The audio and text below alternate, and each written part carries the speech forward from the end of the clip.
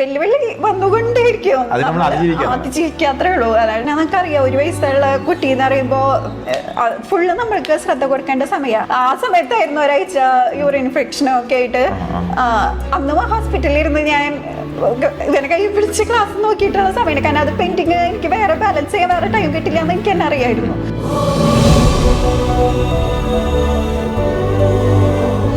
Leader board നമുക്ക് കാണാൻ പറ്റും. ഫസ്റ്റ് ഒന്നും ഞാൻ ടൈമിൽ കോൺസെൻട്രേറ്റ് ചെയ്തിരുന്നില്ല. മന്തിലൊക്കെ ആയിപ്പോ ശരിക്കും ഒരു എക്സാം പോലെ തന്നെ അറ്റൻഡ് ചെയ്തപ്പോ അതില് ഫസ്റ്റ് വന്നിട്ട് സാറ് ക്യാഷ് പ്രൈസ് കിട്ടിയിട്ടുണ്ടായിരുന്നു. അപ്പോഴാണ് എനിക്കൊരു കോൺഫിഡൻസ് വന്നത്.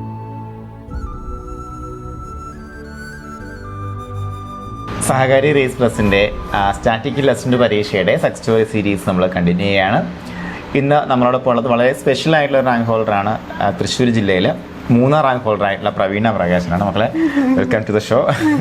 അതുപോലെ കൺഗ്രാജുലേഷൻസ്. ഓക്കെ, അപ്പോൾ പ്രവീണ സഹകാരിയോടൊപ്പം യാത്ര ഇച്ചിരി ലെങ്തിയാണ് അല്ലേ? സ്റ്റാറ്റിയിൽ മാത്രം തുടങ്ങിയതല്ല.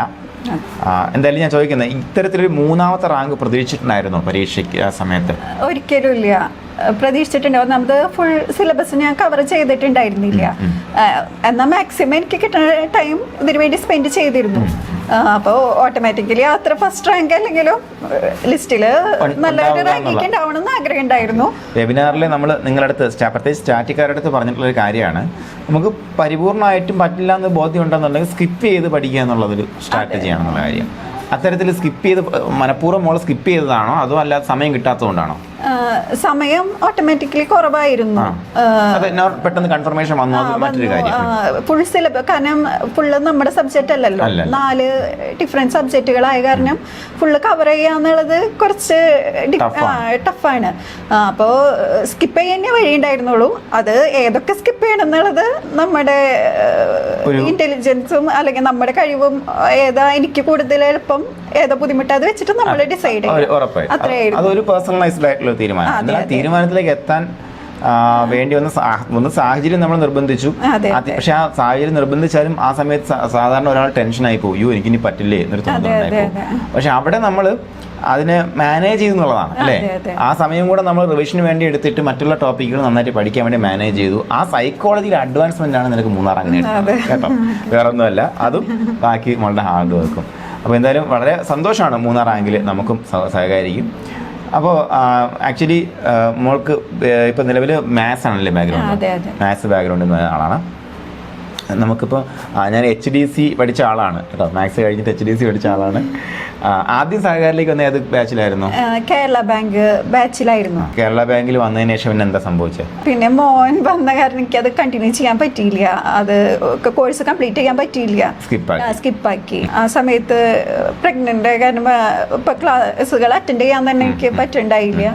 അങ്ങനെ അത് സ്കിപ്പ് ചെയ്യേണ്ടി വന്നു. പിന്നെ നമുക്ക് അതിനുശേഷം പിന്നെ CSCBക്ക് നോക്കിയായിരുന്നോ? അതിന് മുന്നേ ഞാൻ കുറച്ച് നോക്കിയിരുന്നു. പിന്നെ അതോടുകൂടി വന്നപ്പോ ഇതിന്റെ നോട്ടിഫിക്കേഷൻ വന്നത് മോന് 1 വയസ്സായ സമയത്താണ്.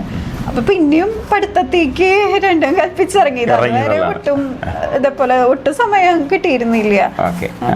അപ്പൊ നമുക്ക് ഒരു ആക്ച്വലി വീട്ടമ്മ, ഒരു അമ്മ മാത്രമല്ല, നമുക്കിപ്പോൾ ഹസ്ബൻഡ് ഇപ്പോൾ പ്രവാസിയാണല്ലേ, അപ്പോൾ വീട്ടിലെ കാര്യങ്ങളെല്ലാം നോക്കി വരണം. ഇതിൽ ഏതെങ്കിലും ഒരു കാര്യം ഉണ്ടെങ്കിൽ തന്നെ സമയമില്ലാന്ന് പറഞ്ഞ് പോകുന്ന ആൾക്കാരാണ് കൂടുതലും. പക്ഷേ നമുക്ക് ഈ സ്റ്റാറ്റിക് ലെസൻ്റ് വേണം എന്നൊരു തോന്നൽ എങ്ങനെ, എപ്പോഴും അത്രയും സ്ട്രോങ് ആയത് എങ്ങനെയാണ്? എൻ്റെ കഴിഞ്ഞ എക്സാമിന് എൻ്റെ ഫ്രണ്ട്സ് 2 പേര് PGക്ക് പഠിച്ച ഫ്രണ്ട്സ് കയറിയിട്ടുണ്ടായിരുന്നു എക്സാമിന്. അന്ന് ഞാൻ HDC ചെയ്തുകൊണ്ടിരിക്കുക. അപ്പം ഞാൻ അന്ന് എഴുതാൻ തന്നെ പറ്റിയിട്ടുണ്ടായിരുന്നില്ല, ക്ലാസ് ഉള്ള ദിവസമൊക്കെ ആയ കാരണം. എൻ്റെ ഫ്രണ്ട്സ് കയറിയപ്പോൾ അവരാണെങ്കിൽ ഫസ്റ്റ് മോട്ടിവേഷൻ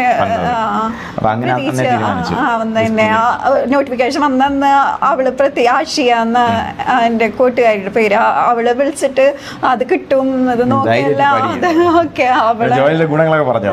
അതെ അതെ.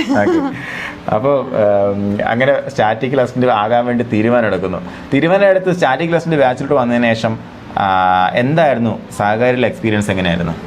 സഹകാരിയിലെ ക്ലാസ്സുകൾ വളരെ നല്ലത്. ഡെയിലി എക്സാംസ് ഉണ്ട്. അപ്പം നമ്മൾ ഓട്ടോമാറ്റിക്കലി ഇപ്പം ഒക്കെ ഡിഫറെൻറ്റ് സബ്ജക്റ്റ്, ഞാൻ പഠിക്കാത്ത സബ്ജക്റ്റുകളും ഉള്ള കാരണം ക്ലാസ് കേട്ടാലും നമുക്ക് പെട്ടെന്ന് ഉള്ളിലേക്ക് നിൽക്കില്ല. നമ്മൾ ഒരു മാസമൊക്കെ എടുത്ത് ചെയ്യണ ചാപ്റ്റർ ഒരു 3 മണിക്കൂർ കൊണ്ടാണ് അത് നമുക്ക് പോസിബിൾ പറ്റുള്ളൂ ഈ ഇങ്ങനത്തെ എക്സാമിന്. അപ്പോൾ എത്ര നമ്മൾ ആ ക്ലാസ് കേട്ടാലും ബേസ് നമ്മുടെ ഉള്ളിൽ കയറിയില്ല. അപ്പോൾ ഈ എക്സാംസ് ഡെയിലി 49 ക്വസ്റ്റ്യൻസ് ഉള്ള ആ ചാപ്റ്റർ ബേസ് ചെയ്തിട്ടുള്ള എക്സാംസ് ഉണ്ടായിരുന്നു. അത് നമുക്ക് അതിന്റെ ബേസിക് കാര്യങ്ങൾ ഉള്ളില് അങ്ങനെ എല്ലാ ദിവസവും ആ ടൈം ടേബിൾ പ്രകാരമുള്ള പരീക്ഷ തീർത്തിട്ട് ഉറങ്ങുള്ളായിരുന്നു. പരീക്ഷ കൃത്യക്കാനും പിറ്റേ ദിവസം അടുത്തത് വരുമല്ലോ. അപ്പൊ പെയിന്റിങ് എനിക്കാണെങ്കിൽ മോനുള്ള കാരണം കിട്ടണ സമയം എന്ന് പറയുന്നത് വളരെ കുറച്ചാ. അപ്പൊ പെയിന്റിങ് ആയ പിന്നെ ഒരിക്കലും നോക്കാൻ പറ്റില്ല എന്നുള്ളതാ സത്യം. അപ്പൊ എങ്ങനെയെങ്കിലൊക്കെ ഒന്ന് അറ്റൻഡ് ചെയ്യാൻ ശ്രമിച്ചിരുന്നു. അപ്പൊ അതുപോലെ വീക്കിലി പരീക്ഷ ആണെന്നുണ്ടെങ്കിലും മന്ത്ലി എക്സാമിനേഷൻ ആണെങ്കിലും ഡെയിലി എക്സാമിനേഷൻ ആണെങ്കിലും ലീഡർ ബോർഡ് നമുക്ക് കാണാൻ പറ്റും. കാണാൻ പറ്റും. അപ്പോഴത്തേക്കും നീ മോളെ എത്രത്തോളം ലീഡർ ബോർഡിൽ എങ്ങനെ വന്നിട്ടുണ്ടായിരുന്നു? ഞാൻ അപ്പൊ ഫസ്റ്റ് ഒന്നും ഞാൻ ടൈമിൽ കോൺസെൻട്രേറ്റ് ചെയ്തിരുന്നില്ല ഇത്ര അറ്റൻഡ് ചെയ്യാൻ. കാരണം അത് പഠിച്ചു വരുന്നല്ലേ ഉള്ളൂ. അപ്പൊ ടൈം അല്ലാണ്ട് എനിക്ക് എത്ര അറ്റൻഡ് ചെയ്യാൻ പറ്റുന്ന എത്രത്തോളം നമുക്ക് ശരിയാക്കാൻ പറ്റുമെന്നാണ് നോക്കിയിരുന്നേ. അപ്പൊ ഓട്ടോമാറ്റിക്കലി ലീഡർ ബോർഡിൽ ഫുൾ മാർക്ക് കിട്ടണോ 80% കുട്ടികൾക്ക് ഫുൾ മാർക്ക് ഉണ്ടാവും. അപ്പൊ ടൈം വെച്ചപ്പോ ഞാനായിരുന്നു ഏറ്റവും ലാസ്റ്റ്. അങ്ങനെ പിന്നെ മന്ത്ലിയൊക്കെ ആയിപ്പോ ശരിക്കും എക്സാം പോലെ തന്നെ അറ്റൻഡ് ചെയ്തപ്പോ അതില് ഫസ്റ്റ് വന്നിട്ട് സാറ് ക്യാഷ് പ്രൈസ് കിട്ടിയിട്ടുണ്ടായിരുന്നു.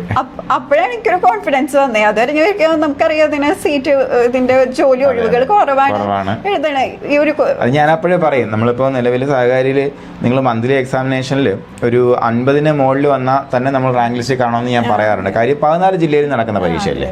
നിങ്ങൾ അവിടെ മത്സരിക്കുന്നത് എല്ലാവരും കൂടെ ഒരുമിച്ചല്ലേ മത്സരിക്കുന്നത്. അപ്പോൾ അതിൽ ഫസ്റ്റ് റാങ്ക് മേടിച്ച് നമ്മുടെ ഗൂഗിൾ പേ വഴി ഒരു ചെറിയ സമ്മാനമൊക്കെ കൊടുക്കും. അപ്പോൾ വേറെ ഒന്നുമല്ല, ഒരു മോട്ടിവേഷൻ ഫാക്ടറാണ്, ഒരു കോൺഫിഡൻസ് ഫാക്ടറാണ്. അതിൽ ആദ്യത്തെ മന്തിൽ നിനക്കായിരുന്നു ഫസ്റ്റ് അല്ലേ? അന്ന് ഞാൻ വാക്ക് പറഞ്ഞിട്ടായിരുന്നു, നമ്മുടെ മന്ത്ലിയിൽ കഴിഞ്ഞിട്ട് നമ്മുടെ ഗൂഗിൾ പേ വഴി സമ്മാനം വാങ്ങുന്ന കുട്ടികൾക്കാർക്കും ജോലി കിട്ടാൻ പോയിട്ടില്ല അതുവരെ പറയുന്നായിരുന്നു. അപ്പോൾ അതെന്തായാലും സത്യമായിട്ട് തന്നെ വരും. ഓക്കെ, വരട്ടെ. അപ്പോൾ നമുക്ക് ഇനിയിപ്പോൾ നമ്മൾ ഏറ്റവും കൂടുതൽ നമ്മളെ ബാക്കപ്പ് ചെയ്ത ആരാണ് നമ്മൾ? കാരണം ഈ 1 വയസ്സുള്ള കുട്ടിയും കൊണ്ടുള്ള പഠനം എന്ന് പറയുമ്പോഴത്തേക്കും അത് ഏറ്റവും കൂടുതൽ ബാക്കപ്പ് ചെയ്ത ആരാണ്? എൻ്റെ അച്ഛനമ്മയാണ്. അത് പറയാണ്ടിരിക്കാൻ പറ്റില്ല. കാരണം നമുക്കറിയാം 1 വയസ്സുള്ള കുട്ടി എന്ന് പറയുമ്പോൾ ഫുള്ള് നമ്മൾക്ക് ശ്രദ്ധ കൊടുക്കേണ്ട സമയമാണ്. അപ്പോൾ ഞാൻ അവിടെ അടുത്ത് ഇപ്പോൾ വീട്ടിൽ ഇരുന്ന് ഫുള്ള് നമുക്ക് എങ്ങനെയായാലും അവരുടെ സൗണ്ട് കേൾക്കുമ്പോൾ നമുക്ക് ഇരുന്ന സമാധാനം കിട്ടില്ല എന്തിനാന്ന് വെച്ചിട്ട്. അപ്പോൾ പകല് ഞാൻ ഇവിടെ പുതുക്കാട് എൻ്റെ ഫ്രണ്ട്സിൻ്റെ അടുത്ത് പോയിരുന്ന് പഠിച്ചിരുന്നു. ഒരു പകല് കുറച്ച് 1 മണിക്കൂർ 1 മണിക്കൂർ കിട്ടുന്ന സമയം, ചിലപ്പോൾ രാവിലെ തുടങ്ങി വൈകുന്നേരം വരെ അങ്ങനെ കിട്ടുന്ന സമയം, ആ സമയത്ത് എൻ്റെ അച്ഛനമ്മയാണ് നോക്കിയിരുന്നത് ഉണ്ണീനെ. പിന്നെ വരുമ്പോൾ പിന്നെ ഞാൻ അവരും കൂടി വെച്ച് നോക്കി എന്ന് പറയുന്നത്. അപ്പൊ എന്തായാലും നമ്മുടെ മനസ്സിലൊരു ആഗ്രഹം അതിശക്തമാണെന്നുണ്ടെങ്കിൽ നമുക്ക് ഈ പ്രശ്നങ്ങളൊന്നും ഒരു വെല്ലുവിളിയായിട്ട് വരില്ല അല്ലേ? വെല്ലുവിളി വന്നുകൊണ്ടേയിരിക്കും, അതിജീവിക്കാത്രേ ഉള്ളൂ. അതായത് വരില്ല എന്നല്ല. അന്ന് കുറെ ഹോസ്പിറ്റൽ കേസൊക്കെ എൻ്റെ മോന് ആ സമയത്തായിരുന്നു, ഒരാഴ്ച യൂറിൻ ഇൻഫെക്ഷനും ഒക്കെ ആയിട്ട്. അന്ന് ഹോസ്പിറ്റലിൽ ഇരുന്ന് ഞാൻ ഇവനെ കൈ പിടിച്ച് ക്ലാസ് നോക്കിയിട്ടുള്ള സമയം. കാരണം അത് പെയിന്റിങ് എനിക്ക് വേറെ ബാലൻസ് ചെയ്യാൻ വേറെ ടൈം കിട്ടില്ല എന്ന് എനിക്ക് തന്നെ അറിയായിരുന്നു. അന്നത്തെ ദിവസം കഴിഞ്ഞാൽ പിന്നെ വീട്ടിൽ ചെന്നിട്ട് നോക്കാൻ ഇല്ല, സമയമില്ലല്ലോ. അതുകൊണ്ട് അങ്ങനെ നമ്മൾ സ്ട്രഗിൾ നിങ്ങൾ നോക്കാം. ഇത് ഇപ്പോൾ പ്രവീണ പറഞ്ഞ കാര്യം കൃത്യമായി മനസ്സിലാക്കാം. നമ്മൾ പലപ്പോഴും വെബിനാറിലാണ് പറയാറുണ്ട്, ഇപ്പോഴും നമുക്ക് എന്ത് ചെയ്യാൻ പറ്റുമെന്നാണ് നമ്മൾ ചിന്തിക്കേണ്ടത്. ഹോസ്പിറ്റലാണ്, മകന് അസുഖമാണ്, നമുക്കിപ്പോൾ എന്ത് ചെയ്യാൻ പറ്റും? ആ ഒരു ചിന്താഗതി അവിടെ എന്ത് പോസിറ്റീവ് വീഴുന്നുള്ളതാണ്. നമുക്ക് ഒന്നിലിപ്പോൾ ക്ലാസ് കേൾക്കാൻ പറ്റും, അതിനുള്ള മാനസികാവസ്ഥയില്ല ഞാൻ എന്ന് ചിന്തിച്ചത് പോയില്ലേ, ആ സമയം നമ്മുടെ കയ്യിൽ നിന്ന് പോയി എന്നുള്ളതാണ്. അപ്പോൾ ലിവ് ഇൻ പ്രസന്റ് എന്നുള്ളൊരു ആശയം നമ്മൾ എപ്പോഴും പറയുന്നത്. അപ്പോൾ അതിൽ മുന്നോട്ട് പോവുക. അത് വളരെ വലിയ മെസ്സേജാണ് നമ്മൾ കൊടുത്തത് കേട്ടോ. ഹസ്ബൻഡ് നല്ല സപ്പോർട്ടാണ്. ഇത് എന്ത് പറയുമ്പോഴും എടുത്തോ, കോഴ്സ് എടുത്തോ, ബുക്ക് എടുത്തോ, എല്ലാത്തിനും ഫുൾ സപ്പോർട്ടാ. എന്നോട് വേണമെങ്കിൽ ആളെ നിർത്തി വേണമെങ്കിൽ അത് ആൾക്ക് അത്രയും സപ്പോർട്ട് തരേണ്ട ഒരാളാണ്. എങ്ങനെ വേണമെങ്കിൽ പഠിച്ചോ എന്നുള്ള ഇതിൽ ആ പല സമയത്ത് നമുക്ക് നിർത്തിയാലോ എന്ന് തോന്നിയിട്ടുണ്ട്, ഓട്ടോമാറ്റിക്കലി തോന്നിയിട്ടുണ്ട്. കാരണം മോന് ഇത്രയാ നമുക്ക് ഇത്രയും സ്ട്രഗിൾ എനിക്ക് മാത്രമല്ലല്ലോ, അവനും അമ്മ വേണ്ട സമയത്ത് അവനും ഒരു സ്ട്രഗിൾ എടുക്കുന്നുണ്ട്. അപ്പം അതിനൊക്കെ ഒരു ഫലം കിട്ടുമെന്ന് ചില സമയത്ത് സംശയിച്ച സമയമുണ്ട്. ഒക്കെ അത് ഡ്രോപ്പ് ചെയ്യണമെന്ന് ചിന്തിച്ച സമയത്ത് ഡ്രോപ്പ് ചെയ്യേണ്ടിരുന്നത് ഹസ്ബൻഡുള്ളത്. അപ്പോൾ ശരിക്കും പറഞ്ഞാൽ ഒരുപാട് മനസ്സുകളുടെ ഐക്യമാണ് ഓരോ വിജയത്തിനും പിന്നിലെന്ന് പറയുമ്പോഴത്തേക്കും. അപ്പോൾ അതിൽ എല്ലാവരും ഒരു വലിയ ക്ലാപ്പ് ഹാൻഡ് അർഹിക്കുന്നു. പ്രവീണയുടെ ഫാമിലി, അച്ഛനും അമ്മയാണെന്നുണ്ടെങ്കിലും ഹസ്ബൻഡ് ആണെന്നുണ്ടെങ്കിലും കുഞ്ഞു മോനാണെങ്കിലും ഒക്കെ വളരെ വലിയ സന്തോഷം.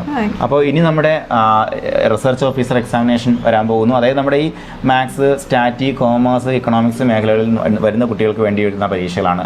RA, research assistant, research officer. അപ്പോൾ അങ്ങനെയൊക്കെയുള്ള പരീക്ഷകൾക്ക് വേണ്ടി പഠിക്കുന്ന അപ്പോൾ അങ്ങനെ ഒരു പരീക്ഷയാണ് സ്റ്റാറ്റിക് അസിസ്റ്റൻറ്റും. പഠിക്കുന്ന ഉദ്യോഗാർത്ഥികളോട് എന്താണ് നമുക്ക് പറയാനുള്ളത്? എന്താണ്?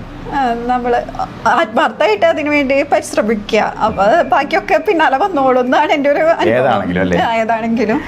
ഇപ്പൊ ചിലപ്പോ ഇതിലൊക്കെ എല്ലാം നമ്മൾ ഫുൾ എഫോർട്ട് എടുത്തിട്ടും കിട്ടണമെന്നില്ല. പക്ഷെ എവിടെയെങ്കിലും നമുക്ക് അതിന് കിട്ടും ഉടനെ, അല്ലെങ്കിലും അടുത്തതായാലും ക്യുമുലേറ്റീവ് ആയിട്ടുള്ള ഒരു ഫലം നമുക്ക് കിട്ടും. എല്ലാ കൂട്ടുകാരും വിജയാശംസ. പ്രവീണോടൊപ്പം തൃശ്ശൂരിൽ നിന്നും നന്ദി.